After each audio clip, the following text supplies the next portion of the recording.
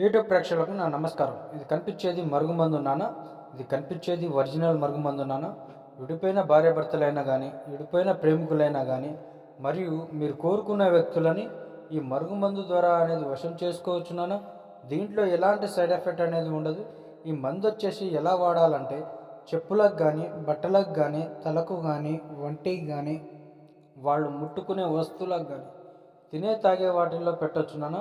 దీనివల్ల ఎలాంటి side effect ఉండదు నాన్న. ఒక్కసారి పెడితే చాలు నాన్న, మన వెనకాల ఒక్కలాగా తిరుగుతారు.